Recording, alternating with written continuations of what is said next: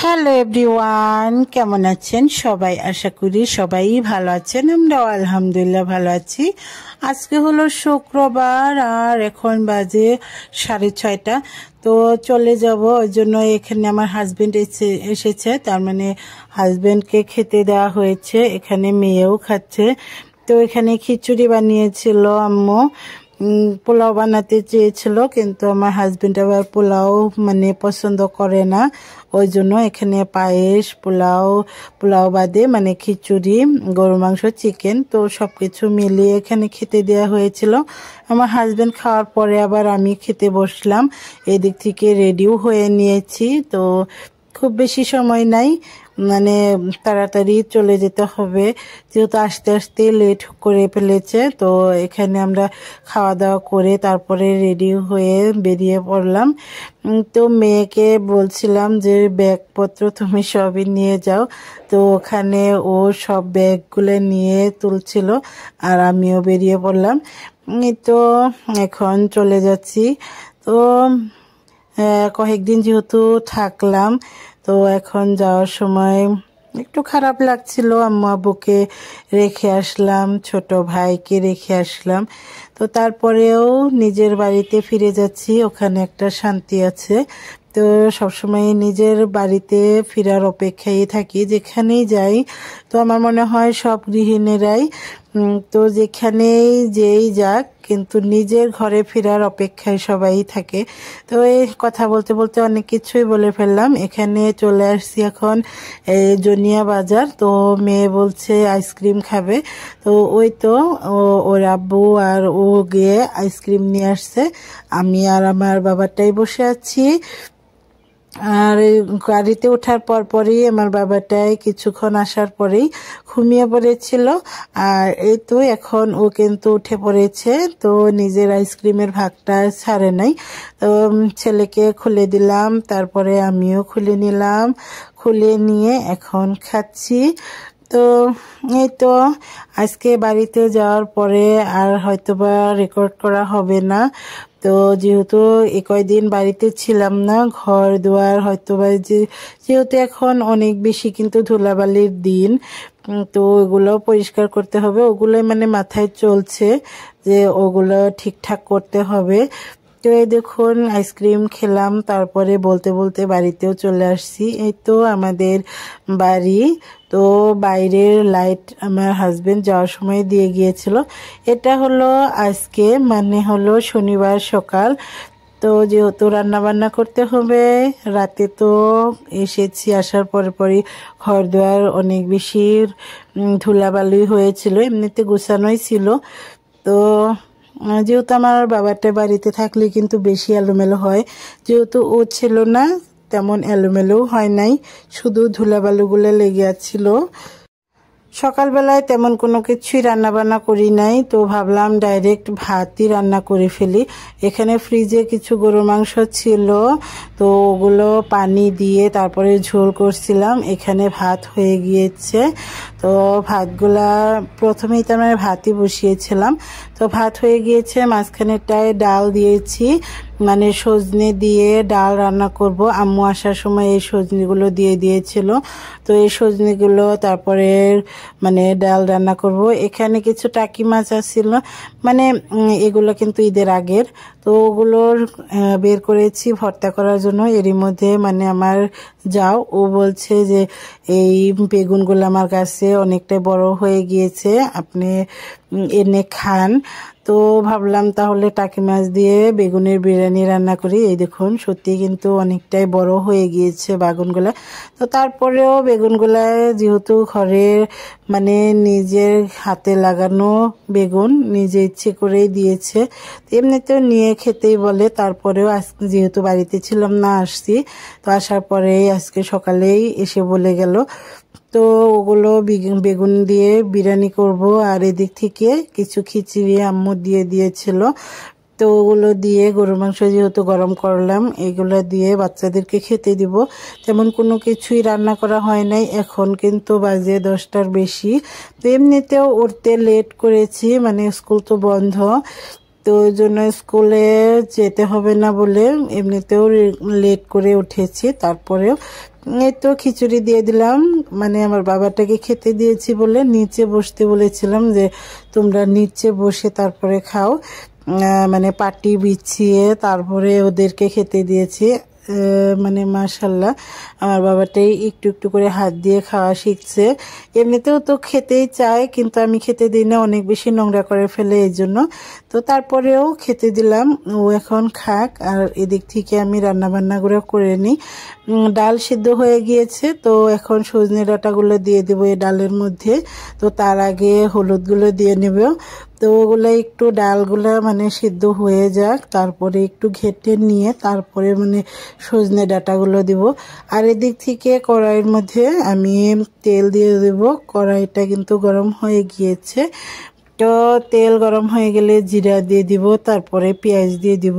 আমার হাজবেন্ড তো কাঁচামরিচ পেঁয়াজ আগেই কেটে রেখে দিয়েছিল, মানে অনেকগুলা। যেহেতু মানে বাড়িতে ছিলাম না, কয়েকদিন হয়তো বা বাড়িতে থাকলে এগুলো শেষ হয়ে যেত, ফুরিয়ে যেত। তো বাড়িতে এসেছি, এখন একটু একটু করে সবই শেষ হবে। তো পেঁয়াজ দিয়ে দিলাম পরিমাণ মতো। পেঁয়াজগুলো একটু ভাজা হয়ে যাক, ভাজা হয়ে গেলে তারপরে দিয়ে দিব কাঁচামরিচ। মানে এখানে বেগুন আর টাকি মাছের বিরিয়ানিটা রান্না করব, ওই জন্য। তো বিরিয়ানি রান্না করার জন্য ওদিক থেকে পেঁয়াজগুলো ভাজা হচ্ছে, এদিক থেকে আমি মশলাগুলো দিয়ে নিচ্ছি। ধনিয়া গুঁড়া, তারপরে মরিচের গুঁড়া, তারপরে দিয়ে দিব হলুদ গুঁড়া। তো আমি আমার পরিমাণ মতোই দিয়ে দিচ্ছি। তো এগুলো দিয়ে স্বাদ মতো নুন দিয়ে দিব, আর লাস্টে একটু জিরা গুঁড়া দিয়ে দিব। এই তো সব কিছু দিয়ে দিচ্ছি। এখানে হলুদ গুঁড়াও দিয়ে দিলাম। আসলে হলুদ গুঁড়া অল্পই আছে ওই টেমার মধ্যে, মানে যেটার মধ্যে মশলাদানি রেখে দেই ওটার মধ্যে, ওই জন্য কেচে নিতে একটু সময় লাগলো। তারপরে হলো জিরা গুঁড়াও দিয়ে দিলাম। এখন পরিমাণ মতো নুন দিয়ে দিলাম। তো নুন দেওয়ার পরে এদিক থেকে একটু নাড়াচাড়া করে এটা মিশিয়ে নিচ্ছি। তো এখন কাঁচামরিচ দিচ্ছি। তো পেঁয়াজটা আগে ভাজা হয়ে যাওয়ার পরে তারপরে কাঁচামরিচ দিলাম। কাঁচামরিচগুলো একটু ভাজা হয়ে গিয়েছে। তো এখন আমি দিয়ে দিব মশলা দিয়ে রাখা এই টাকি মাছগুলো।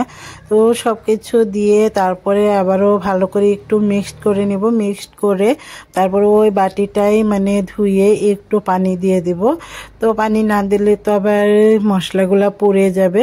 তো সব কিছুই মানে একইভাবেই রান্নাবান্না। আগেও যেহেতু এই মাছ রান্নাটা দেখিয়েছিলাম, আমি বিরিয়ানি রান্না করলে এভাবেই করি। এই তো সব কিছু মানে মিক্স করে নিয়ে তারপরে একটু ঢাকনা দিয়ে ঢেকে দিব। ঢাকনা দিয়ে ঢেকে দিয়ে তারপরে যখন বলক চলে আসবে তখন দিয়ে দিব বেগুনগুলা। মানে এই মাছগুলো আর তুলবো না। তো ওটা ওদিক থেকে থাক, এদিক থেকে ডালগুলো একটু ঘেটে নিচ্ছি। আর এই ঘেটে নেব বলেই কিন্তু এতক্ষণ পর্যন্ত সজনে ডাঁটাগুলো দেই নাই। তো এগুলা ঘেটে নেওয়ার পরে তারপরে সজনে ডাঁটাগুলো দেব, কারণ ওইগুলা দেওয়ার পরে তার ঘেটে নেওয়া যাবে না, ওই জন্য। এই তো অনেকক্ষণ হলো ভালো করে ঘেটে নিলাম। এখন দিয়ে দিব সজনে ডাঁটাগুলো। তো তার আগে দিয়ে দিব হলুদ। তো হলুদ গুঁড়াটা একটু বেশি দিব, কারণ সজনে ডাঁটাগুলো দেওয়ার পরে কিন্তু হলুদ একটু টানবে, মানে ওই জন্য ওই পরিমাণ মতে একটু হলুদ গুঁড়া বেশি দিয়ে দিলাম। দিয়ে এখন ভালো করে আবারও মিক্সড করে নিব। মিক্সড করে তারপরে সজনে ডাঁটাগুলো দিয়ে দিব। এরই মধ্যে আপনাদের কাছে একটাই রিকোয়েস্ট, যদি আমার এই ভিডিওটি ভালো লাগে থাকে অবশ্যই লাইক করে দিবেন, কমেন্ট করে মতামত জানাবেন। আর যদি চ্যানেলে নতুন হয়ে থাকেন তাহলে অবশ্যই এই চ্যানেলটা সাবস্ক্রাইব করে দিবেন। তো আর ফ্রেন্ড অ্যান্ড ফ্যামিলির সাথে একটু শেয়ার করে দিবেন, যাতে করে তারাও আমার ভিডিওগুলো দেখতে পারে। তো আপনাদের কাছে এটাই রিকোয়েস্ট।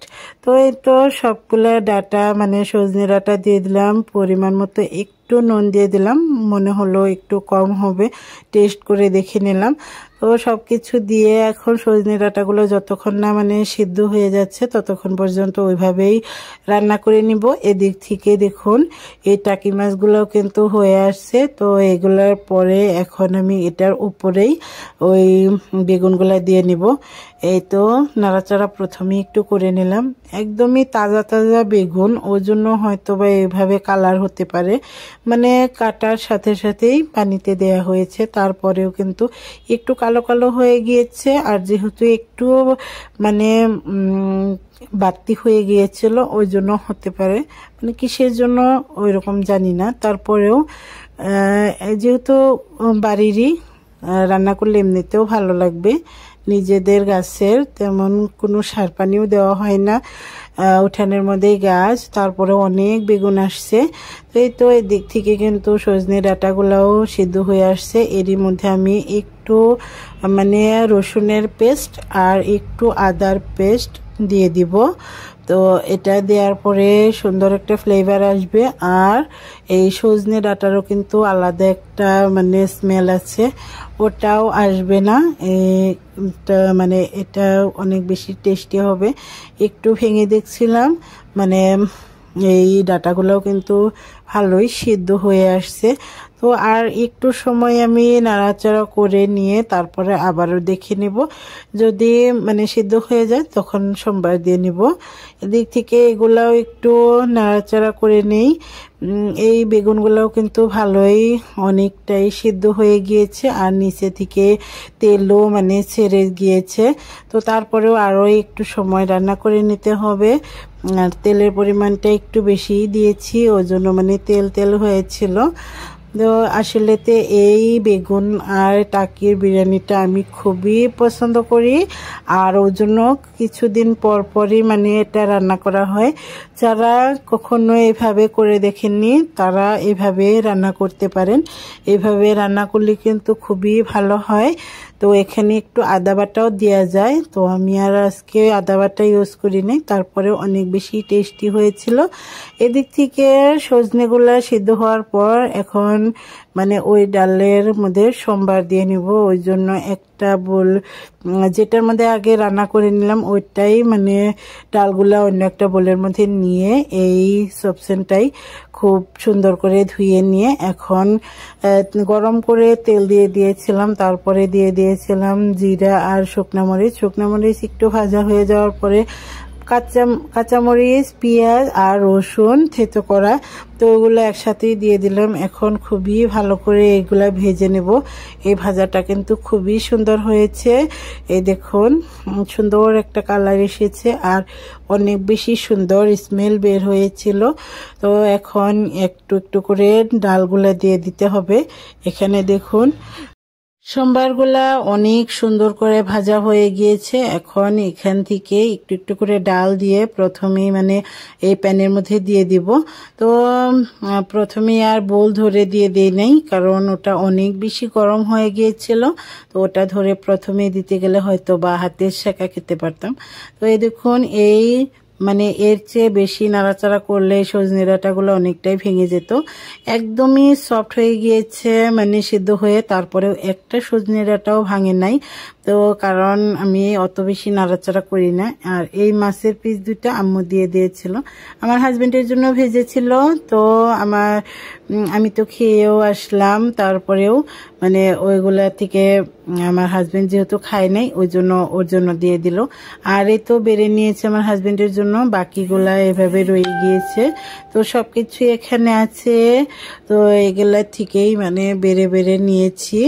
আর এ তো এখানে সজনে ডাঁটা দিয়ে ডাল, তারপর অনেক বেশি ঝোল দিয়ে গরুর মাংস, তো এই তো মাছের পিসগুলা। আর এই তো থালি বেড়ে নিয়েছি আমার হাজবেন্ডের জন্য, একটু মানে ডালের সাথে লেবু খাবে আর কাঁচামরিচ পেঁয়াজ সহ। আর যেহেতু আম্মু দিয়ে দিয়েছিল খিচুড়ি, তো ওটাও দিয়ে দিলাম।